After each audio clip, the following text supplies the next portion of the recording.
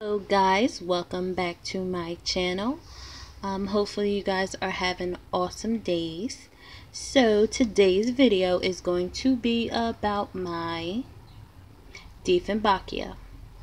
Dieffenbachia Camille or Camilla, depending on who you speak to. um, Also commonly known as dumb cane.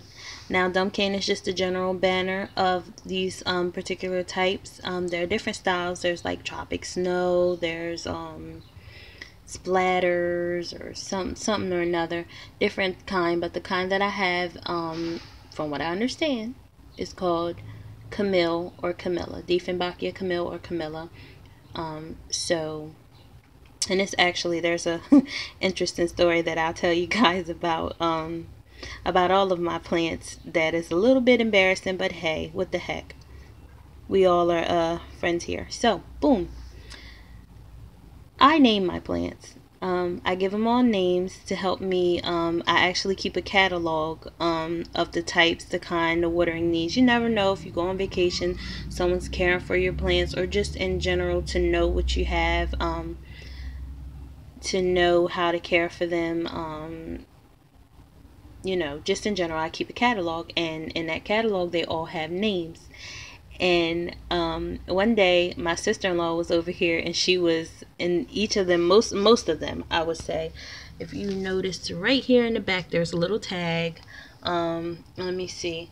This guy back here has a little tag. I'll put it on the plant spike, and the name and the actual date I got it, and that also helps me to know, like, there's one Dracaena that I've had for years and years now, and if it weren't for the fact that I wrote down the date that I got it, I would have no clue how long I've had it. So I like to be able to tell people, oh, I've had this for, such and such a time. So that's another reason why I give them plant spikes with their names and their dates on them. So anywho, the reason why I'm saying all that is to say different things. My sister-in-law was over asking me, reading my tags, and asking me, how do you come up with with the names for these? And I said, some different things inspire me. Sometimes it'll be the person that gave it to me. Sometimes it'll be something that it reminds me of, or something that I was doing when I got it. Like, for instance, up here I have golden pothos, which my husband actually took me to buy when we had went to see the new Pirates of the Caribbean movie. And in that movie, the Captain Barbossa ended up dying, so I named the plant in memory of him, because we had actually went and got the plant after we saw the movie. So I know that's silly. I know a lot of people might find it funny, but anywho, so these particular plants, I said all that to say these particular plants I've actually named because they are dumb cane. This is Tweedledee and this is Tweedledum. I have two of them because anyone who knows me knows I'm a symmetry. I like things to be even. I like things to be even or offset. Like here, you have two, and then you have the one in the middle. Anywho, just a little insight into me and my personal what I have going on. Now that I've rambled on for 3 minutes about nonsense, let's get back into the care and the different little things about this plant. Now, what I have noticed is that a lot of videos that you see about dumb cane, it'll say toxic plant, danger, be careful, be careful, be careful. And I'm like, I watched the video and I'm like, it's just people talking about how beautiful they are, their care tips and whatnot. So I'm like, okay, so what's the danger? Explain this to me. It took for me to read and research what exactly the issue is. There's certain things inside of the sap and inside of the leaves in these hybrids, these different plants that they have, turned into domesticated versions so you can keep as house plants, that is poisonous to adults, to children, to pets. And you definitely do not want to ingest it. Be careful when you're pruning and caring for this plant. If any sap, if you break a leaf and anything gets on your hands, wash your hands immediately. Be careful with your babies. If you have children, either don't purchase it or put it up very, very safely, because it is very dangerous. From what I understand, adults, it can take up to 15 minutes to cause you any harm. It will irritate anyone's skin. Children, it will kill them instantly if they ingest it in any type of way, and it will irritate their skin very badly if they get it on their skin. And pets, if they ingest it, they will die. For instance, I had a Chihuahua, and she used to love to eat my peperomia. That's why this is all I have left. She used to love to chew it, and I would be mortified if she had gotten a hold of these, because I purchased them at Home Depot. Actually, if you notice, there's three separate plants I have in each pot. Three. Just, to give it a more fuller, more attractive look. And they were actually a little bit lower, and they have grown, which is another part of this video I'm going to get into in a minute. But I purchased them from Home Depot. It had absolutely no information. It didn't say be careful when you take these home. It didn't say, hey, this is something you might want to know before you purchase it. I just was like, they're very beautiful. The foliage is awesome. They're, very nice, large, attractive leaves, because I saw a larger version of it. Sorry. A larger version of it. And I was like, hey, let me get a couple of them. Put them in these beautiful red pots I got at Walmart on clearance. And let's see what we can come up with. Got home, and as I stated in previous videos, I did my research. I started to Google or YouTube, and like I said, I saw these videos, danger, be careful. I'm like, what did I do? And I researched, and I understand that inside of the plant there's a toxin.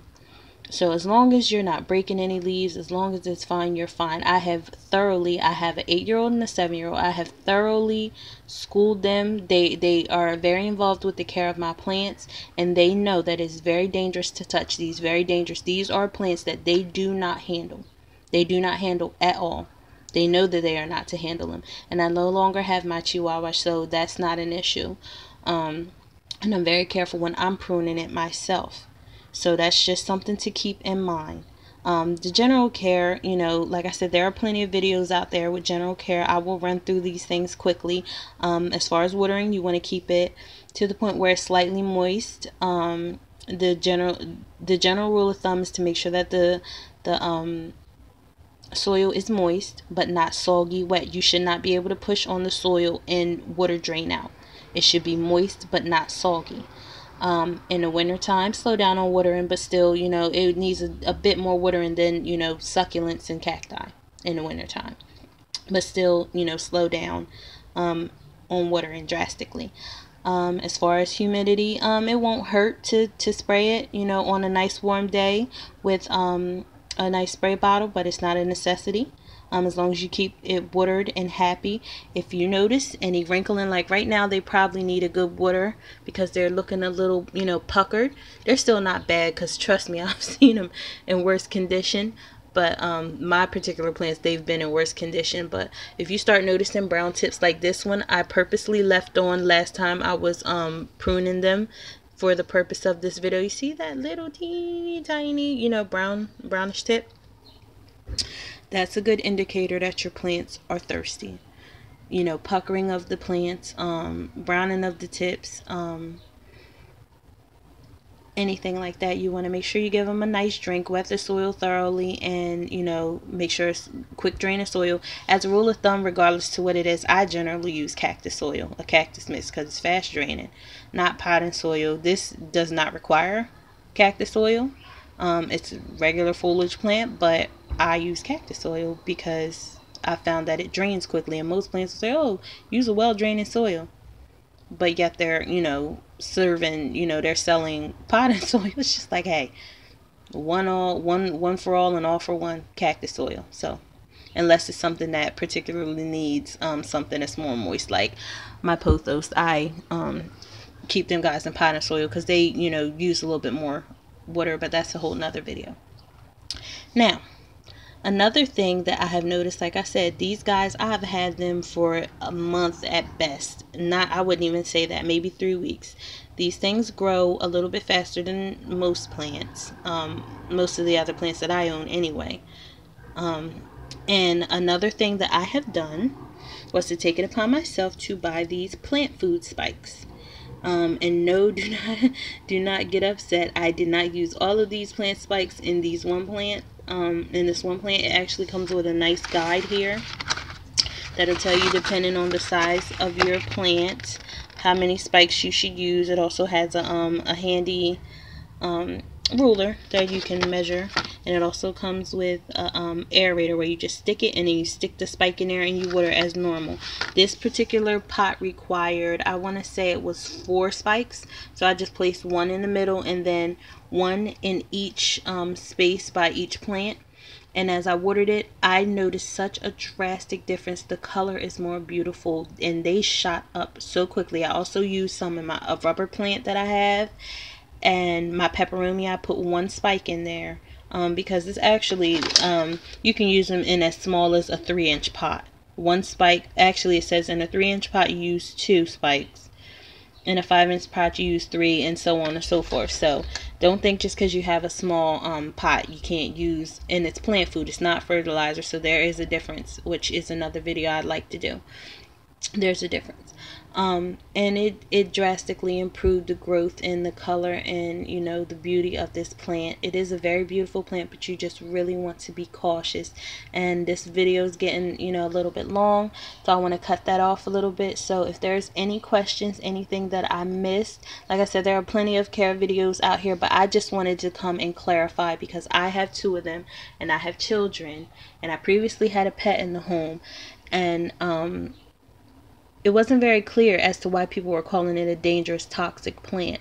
That's why they're calling it that. You want to be very careful not to ingest it. Not you, not your babies, not your animals, not anyone. You want to be very careful and don't get it on your skin because it will irritate your skin and blister you very badly. That's why they're calling it toxic. But other than that, if you can keep it in a safe condition and make sure that, you know, no one ingests it, and that, you know, your kids are old enough to understand, like my girls are, it's a beautiful plant to have, and it can last. Another thing that I read is that if well taken care of, it can actually live and be in your home for up to 8 years. So that's awesome. And they just get bigger. Look at how beautiful and big. This thing is almost as large as my hand. Look at how beautiful that leaf is. So, you know, it's not a stay away from me type plant. It's just a, you know, do your research type plant, you know. And I'm glad that, you know, I was able to come across the information, and hopefully I've helped someone out that was a little confused as to the other videos and what they were implying. So thank you guys for watching and bearing through this long video, and hopefully I gave you some insight. Any tips, any help, let me know. As always, feel free to comment, subscribe, share, like. All the love will be appreciated, all the suggestions will be appreciated, and all the questions will be heeded, and I'll do my best to find out and give you guys the answer and updates. Thank you guys, and have a great day, and be careful.